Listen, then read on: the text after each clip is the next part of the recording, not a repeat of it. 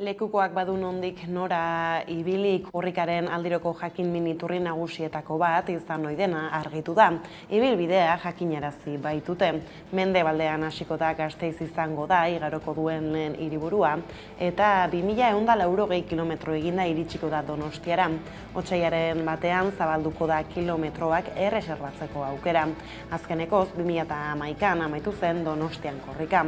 Aurtengo mezua nork irakurriko duen ez da jakingo lasterketa amaitu arte, dena den, omen duen berri eman du AEKak dagoeneko Pirritx, Porrotx eta Mari Mototx pailazoei egingo dieta aitortza, euskararen sustapenean eragile aktibo izateagatik.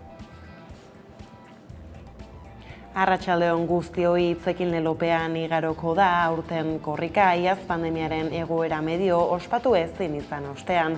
Aurten baina bai korrika egingo da, naiz eta koronavirusaren bueltakoetan badagoen zer esana oraindik ere izan ere, test autodiagnostikoen positiboak jakinaraztera derrigorturik daudela gogorarazi die Carolina Darias osasun ministroak erkidegoei pazientaren historia klinikoan agertu behar direlako COVID-19 igaro dutela jakiteko.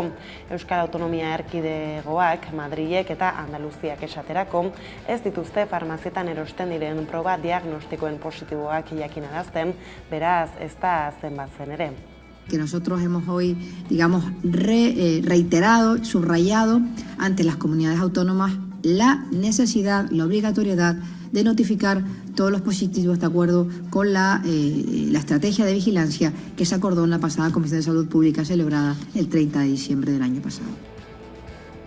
Bada Euskal Herrian eragina duten erabaki espainolez inork ez du kristalezko bolarik jakiteko Espainiako koalizio gobernuak nahikoa babes lortuko duen kongresuan lan erreforma aurrera ateratzeko, baina alderdien jarreraren egungo argazkiak agerian uzten du zenbait ondorio eta horietako bat da lan erreforma nekez onartuko duela Espainiako kongresuak behinik behin lan hitzarmenen lehentasuna aldatzen ez badute, beraz aurreikus daiteke Euskal Herria Bilduk ezezkora joko duela, ELA eta LAB sindikatuek eskatu dioten moduan eta EAJarekin eta errezterekin bilatu beharko duela akordio bat Madrilek eta erreforma itunen lehentasunari dagokion puntuan ukitu haien baiezkoa edo abstentzioa lortzeko behintzat, baina erreforma dagoen moduan geratuko dela adierazi du gobernuak gaur arte, COE eta Brusela begira dituen bitartean UGT bezala, Comisiones Obreras sindikatua ere bat dator gobernuaren proposamenarekin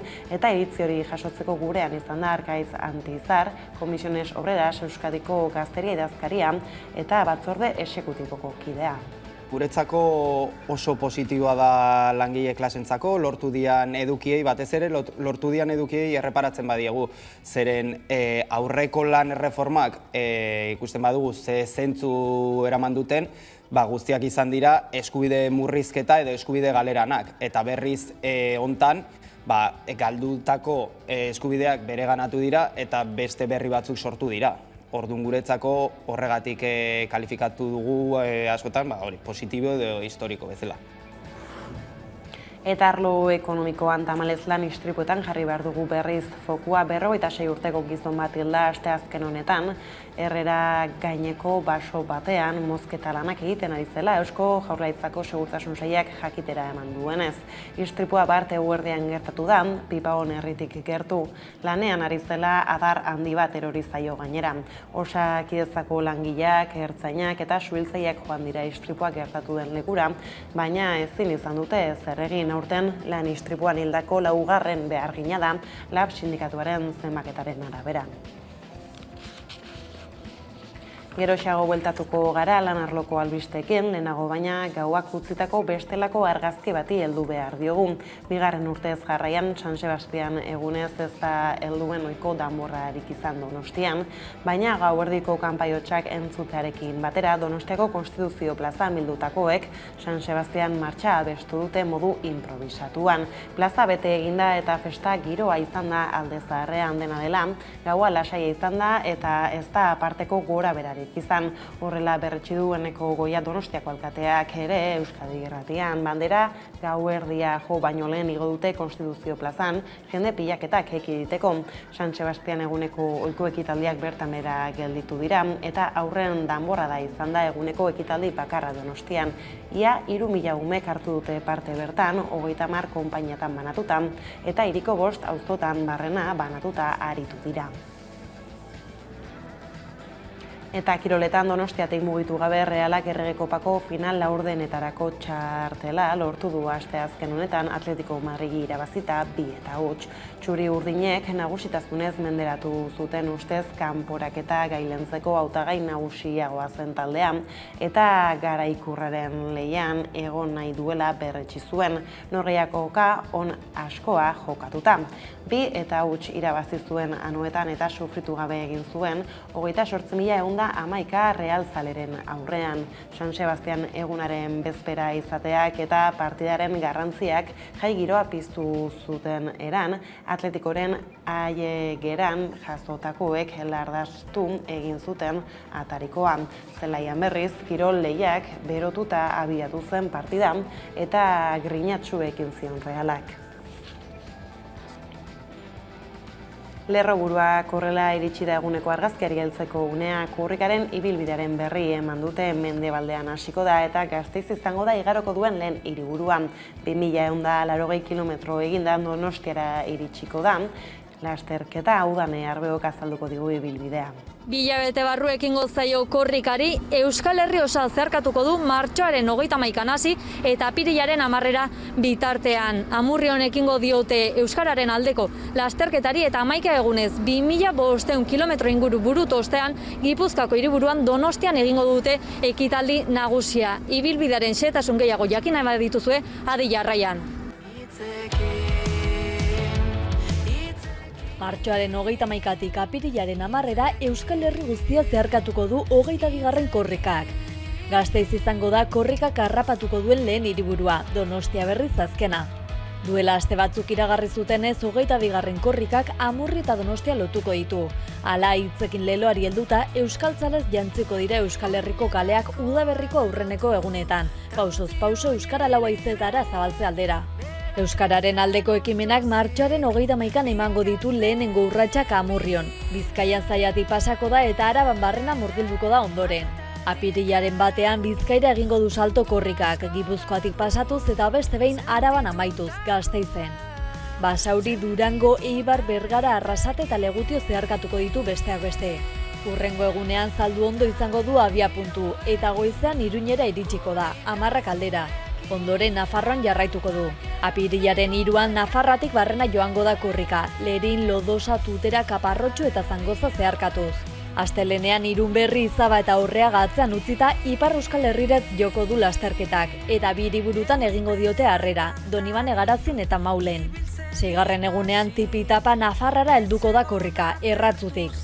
Ondoren Elizondon, Larrentzarren, Lekunberrin, Irurtzunen eta Lizarran ibiliko da besteak beste, eguna Afedon amaitu arte. Apirilaren 6an Araban sartuko da lasterketa, Bernedo, Argantzon eta Ubidetik pasa eta gero Bizkaian barneratuko da berriz ere, hiriburuan Bilbon amaituz. 8. egunean Bizkaiko kostaldea zeharkatuko du euskararen aldeko lasterketak eta Gipuzkoan Mutrikun amaituko du.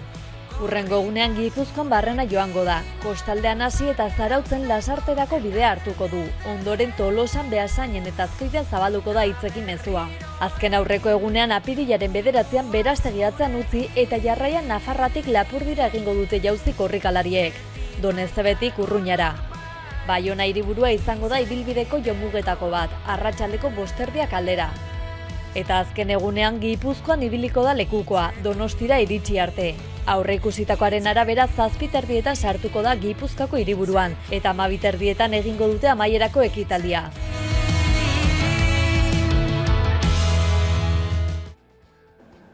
Eta Euskara izbideen Nafarroan euskaraz egin daitezken tramite telematikoak ez dira 25%ra iristen. Hala Nafarroan euskaldunen hizkuntz eskubideak behin eta berriro urratzen direla salatu zuten atzo, UEMA udalerri euskaldunen mankomunitateak eta hizkuntz eskubideen behatokiak Nafarroako Parlamentuko, herritarkeko eta erakundekiko harremanetarako batzordean. Herritarren kasuan, albokalte horiek bere biziko garrantzia dute askotan osasuna edo segurtasunari lotutakoak direlako. Telefono bidez, azkenean, osasun arreta, emergentziak edo foruzaingoari lotutako zerbitzuez ari gara. Zerbitzu hauek Nafarroko herritar guztientzat berdinak direnean, edozein herritarrek zerbitzua euskaraz albokalte ondorio gabe jasotzeko eskubidea izan beharko luke. Hauek dira zehazki egunerokotasunean, bai behatokian jasotzen ditugunak batik bat, administrazio publikoarekin harremanetan herritarrek zein udalek izaten dituzten arazoak. Hain zuzen ere euskararen eta euskal kulturaren alde eginiko lanagatik omendu gura du Txillardegi Euskal Herria Bilduk. Koalizioak proposamen bat aurkeztu du Gipuzkoako batzar nagusietan, Jose Luis Alvarez enbarantza Txillardegiri lurralde horretako urrezko plaka eman dieztaioten. Ekimena datorren otsailaren 9an eztabaidatuko dute osoko bilkuran, baina dagoeneko PSE eta PP kontra agertu dira. Jose Ignacio Asensio Gipuzkoako PSeko buruak adierazi du Txillardegik bakearen aurkako profil politiko nabaria izan zuela, euskararekin lotutako ibilbidetik haratago. Horrez gain nabarmendu du etaren sortzaileetako bat izan zela eta herri batasunari lotuta egon zela terrorismoaren urte gogorrenetan. Hala ere adierazi du PSeren posizioak ez daukala zerikusirik Txillardegik euskararen arloan egindako lanarekin. PPko Juan Carlos Canok ere salatu du Euskal Herria Bilduren proposamena eta aberrazio moduan izendatu du. Bada egunotan eta otan izan duen alderdi sozialistako kide bakarra ez da Asensio izan, Eneko Andueza idazkari nagusiak adierazi du, ez duela proiekturik partekatuko Euskal Herria Bildurekin eta gaitzetsi arte. PSeko eta Euskal Herria Bilduko zuzendaritza politikoak batzartu dira bart goizean, Euskal Herria Bilduren Bilboko egoitzan Eneko Andueza idazkari nagusi izendatuz geroztik, sozialistak eragile politiko eta sindikalekin egiten ari diren bilera sortaren barruan elkartu dira, eta adierazi dutenez, normaltasun politikoko giroan egin dute bilera.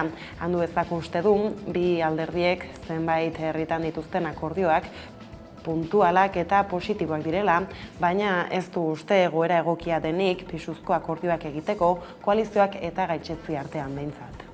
No creo que en estos momentos se den las circunstancias ni las bases mínimas para poder alcanzar acuerdos de mayor envergadura. Y siempre he dicho que evidentemente hay algo que nos distancia de H. Bildu, efectivamente es la falta de una condena taxativa del terrorismo de ETA por su parte, del reconocimiento del daño causado, y en tanto en cuanto eso no se produzca, evidentemente el Partido Socialista no va a participar de ningún proyecto compartido con EH Bildu.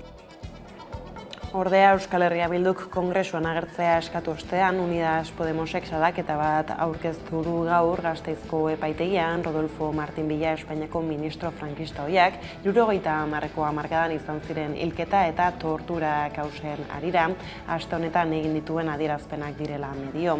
Astelenean egindako ekitaldi publiko batean ministro frankista ohiak adierazi zuen, bera izan litekeela besteak beste 1976ko martxoaren 3an Gasteizen poliziak egin zuen sarraskiaren erantzule politiko eta penala.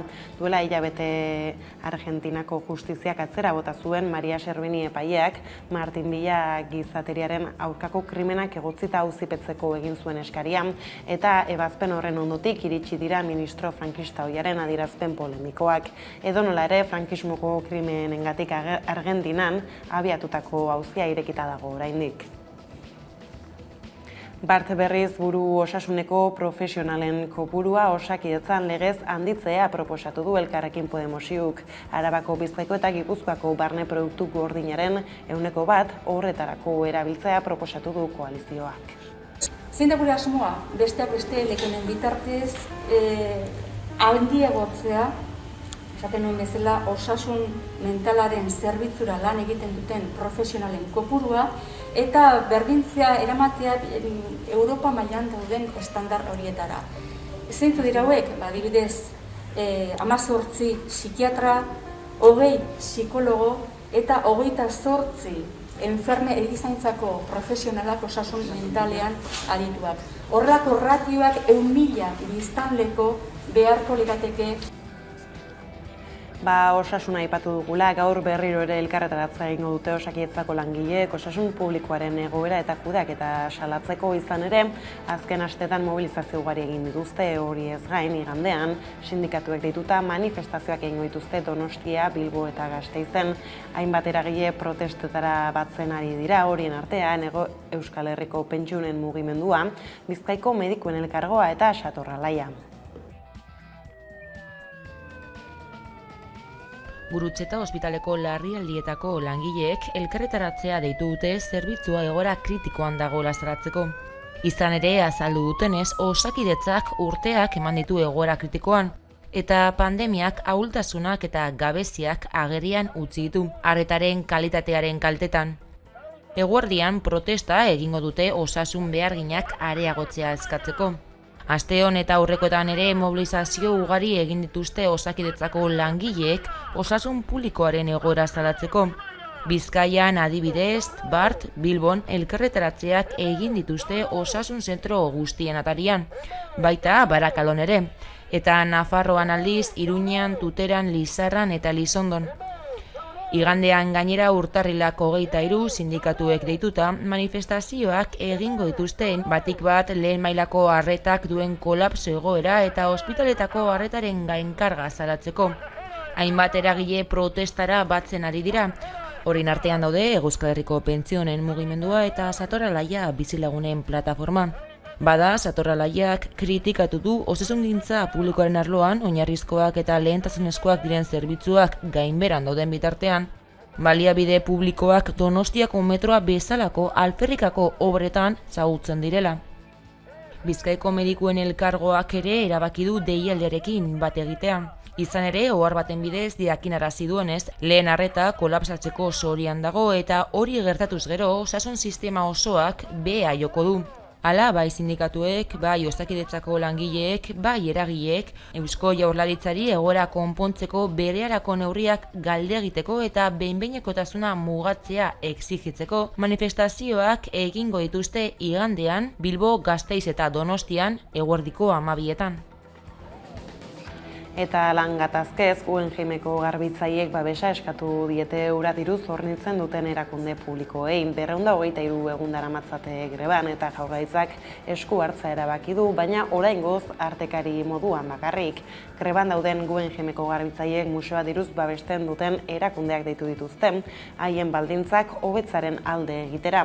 Jaurlaritzako enplegu saila auzian artekari izateko prest agertu da, eta garbitzaiek onartu egin dute ikusteko dago, zer erantzuten duen ferrobial garbiketa azpi kontrata daraman enpresak. Langileek ilusioz hartu dute eskaintza, 223 greba egunen ondoren negoziazioa blokeatuta ikusten dutelako. Halaber museoaren jarrera salatu dute esanez, ez duela erantzunkizuna hartu nahi izan, eta garbitzaileak modu klasista batean tratatu dituela. Bestetik, Argitan eta Berriotxoak plataformek elkarretaratzea egin dute Bilboko Alokabide egoitzaren atarian eta salatu dute indarkeria matxistaren biktima den emakume bat etxegabetuko dutela Barakaldon. Alokabide Eusko Jaurlaritzaren alokairurako sozietate publikoak prozedura eskatu du eta kaleratze agindua urtarriaren 31 ezarri dute, aiera deurreta izan da protestan. Argitan emakumearen aholkularitza zentroak eta Berriotxoak bazterketaren aurkako plataformak elkarretaratzea egin dute Bilboko Alokabide egoitzaren atarian. Eta salatu dute indarkeria matxistaren biktima den emakume bat etxegabetuko dutela Barakaldon. Hala, Zaila Fernandez plataformako kideak kritikatu du gaur-gaurkoz ez udaleko gizarte zerbitzuek ez Jaurlaritzak ez diotela bizitoki alternatibarik eskaini. Egungo legediak eta egungo jarduera protokolo guztiek eskatzen duten bezala. Guk salatzen ari garena da, udalak eta baita ere Alokabide kasu honetan, etxebizitza aukera bat egon eskero, emakume honi errestu beharko liokela bere sarrera. Eta are gehiago bere kargura 3 aden gabe dituenean. Izan ere, indarrean dagoen legediaren arabera, Eusko Jaurlaritzak berehalako birkokatzea bermatu behar die, zaurgarri egoera egiaztatuan dauden pertsonei. Hala ere, Fernandezek jakinarazi duenez, Barakaldoko udalak eta alakoak ez dute legeria hori betetzen. Eta berdin dela, ezein araudi dagoen, azkenean kasu hauek agertzen direnean, azkenean ez dagoela inolako erantzuna administrazioan aldetik. Baina ez da egiten duten lehenengo protesta. Joan den astean Barakaldoko Justizia jauregiaren aurrean mobilizatu baitziren. Hala ere Berriotxoak, plataformako kideak ohartarazi du, ez dutela administrazioaren partetik erantzunik jaso. Dugu erantzunik jaso, ez da udalaren partetik, ez da lokabideen partetik. Elkarretaratzea ezoikoa izan da, performance bat egin baitute, eta bertan emakumeek erakundengandik jasotzen duten indarkeria salatu dute. Gipuzkoara jauzi egin aldiz, egunotan mintzagi izan dugu bidesarien afera martxan da dagoeneko Beasain eta Bergara arteko A626 autobideko ordainlekuan. Bada bidesari honek hautsak harrotu ditu herrian, milaka pertsonari eragiten baitie. Eta Bergarara hurbildu gara herritarren ahotsa jasotzera gehienek haserre daudela esan dute udane arbeo. Abian da Beasain eta Bergara arteko A626 autobideko ordainlekua. Milaka pertsonari eragingo die, izan ere egunero 9.000 ibilgailu inguru igarotzen dira errepide horretatik. Eta bidesaria ordaindu beharko dute tarte hori zeharkatzen duten guztiek. Motorzaleak izango dira salbuespen bakarra. Bada bidesari honek hautsak harrotu ditu eta Bergarara hurbildu gara herritarren ahotsa jasotzera. Gehienek haserre daudela esan digute. Desde luego ni kontran nago. Zegoen arte doainik izan da, doain ordaintzera. Esaten dute gero diru hori inbertituko dela errepidetan, baina.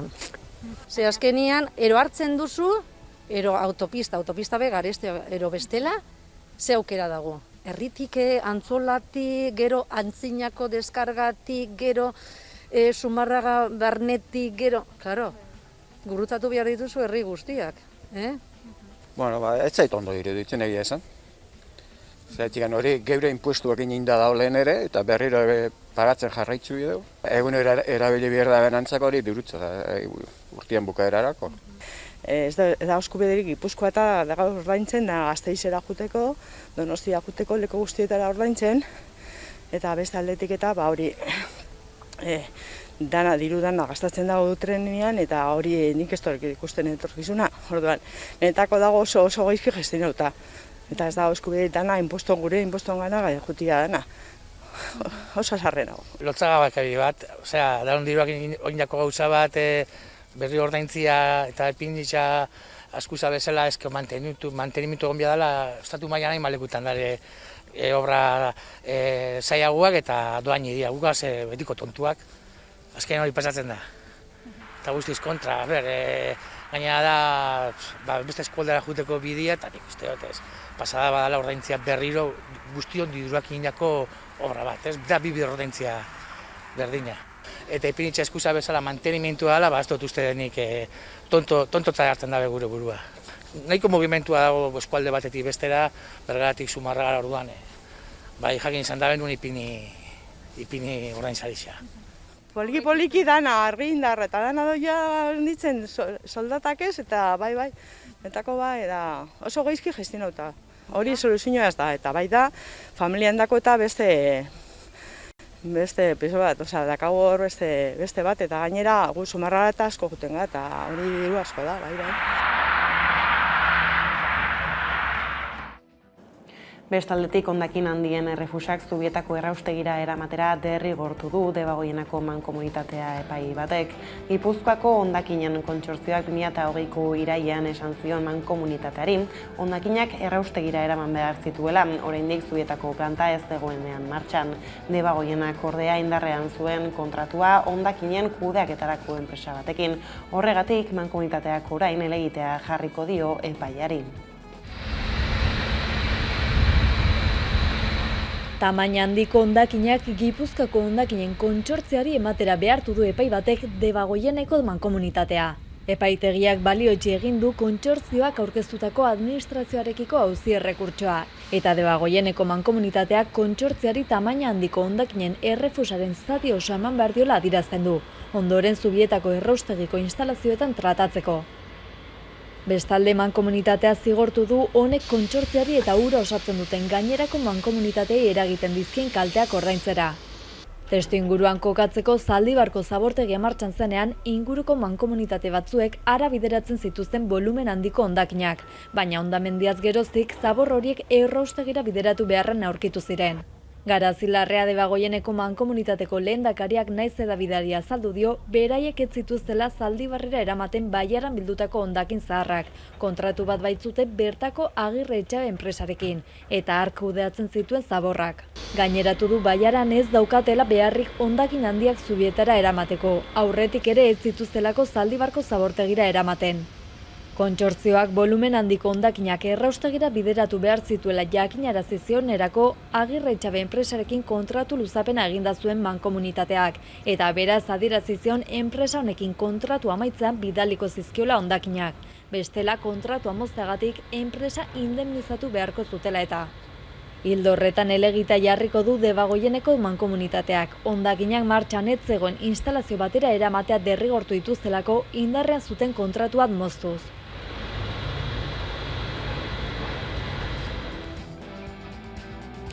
Gaiz aldatuta, Gipuzkoatik Arabara azken urtetan egin duten gisan aurten ere banda lehiaketa antolatu dute Gasteizko txosnek gaurtik hasita martxora bitartean izango dute taldeek parte hartzeko aukera eta horretarako Gasteizko txosnak.eus atarian dagoen inprimakia bete behar dute. Gasteizko 11 lantaldea izan da lehiaketaren aurkezpenean. Oraindik Gasteizko jaiekin zer gertatuko den ziur ez dakigula, Gasteizko txosnek aurreratu dute urtero antolatzen duten banda lehiaketa bai izango dela. Aurtengoa 4. edizioa izango da eta talde ezagunei holtza gainean aukera bat ematea dute helburu nagusi. Atzean daukagun 10.000 saretoarekin ibiliko dira elkarlanean aurten ere. Eta edozein musika taldek har dezake parte, ostegun honetan hasi da izen emateko epea eta martxoaren 4 arte iraungo du. Dagoeneko 2 urte dira txosnarik ez dela izan Gasteizko jaietan. Duela 2 urtekoa berezia behar zuen, izan ere Gasteizko txosnek 40 urte bete behar zituzten. Hala ere, indarrik ez dute galdu eta motorrak berotzen hasteko urteroko banda lehiaketarekin jarri dira.